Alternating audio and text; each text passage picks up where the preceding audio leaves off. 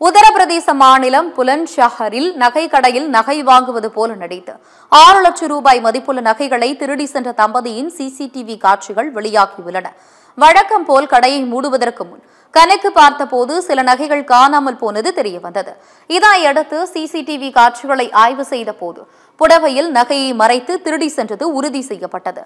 இச்சம்பவம் குறித்து போலீசார் விசாரணை நடத்தி வருகின்றனர்.